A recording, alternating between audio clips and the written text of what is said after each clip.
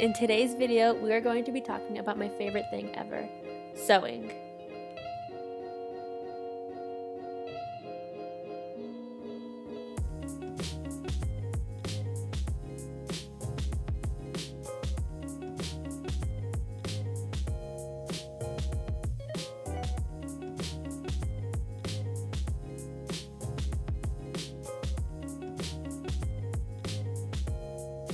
There are many different kinds of sewing machines. Some are more complex and some are on the more simple side. The one that I like using is the Singer 7258 Stylist.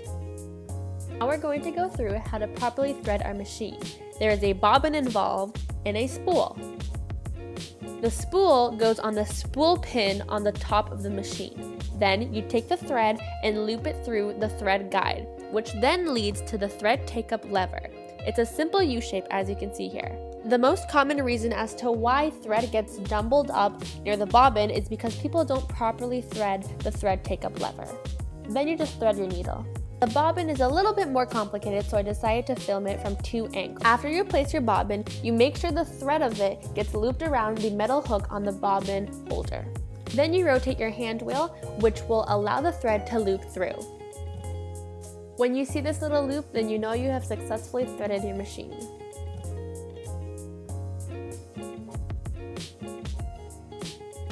Now it's time for our fabric. Now you have to make sure that you pin everything very carefully and close together. The more pins you use, the more accurate you'll be. There are two different ways you can pin. It can either be horizontally or vertically. As you can see, I prefer horizontal pins. I just think that they're a lot easier to take out when you're sewing.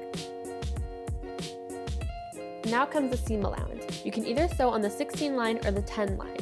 Most machines also have a 15 line, and this depends on your pattern. When you're pinning your materials together, make sure that the two good sides of the fabric are facing each other.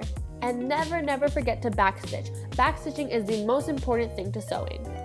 It's finally time to combine our two fabrics with a simple straight stitch. However, when you're done this, it doesn't mean that you're completely done. You still have to finish your edges.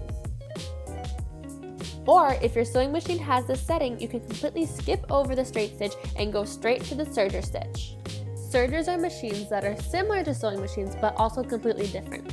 They cut and finish your material all at the same time, which can be useful but only if you also have another separate sewing machine. I recommend getting a sewing machine that is a bit more advanced if you want to have these extra settings.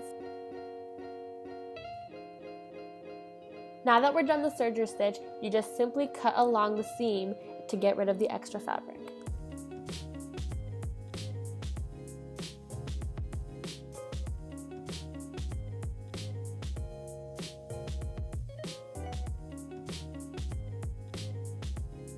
Another favorite method is using pinking shears to finish your fabric. By doing this, it allows the fabric to stay put and not fray over time.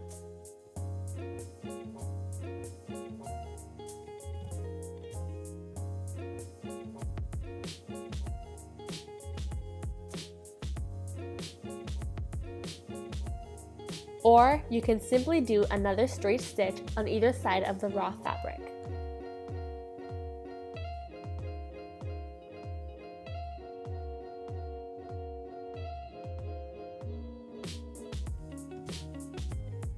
So those are all my finished fabrics. They look exactly the same on the outside, but it's just the method that's changed. Which method you decide to choose is completely up to personal preference. I prefer to use the serger stitch because it looks a little bit more professional and it's easier for me to do. I hope you guys have an amazing day and I'll see you in the next video. Bye!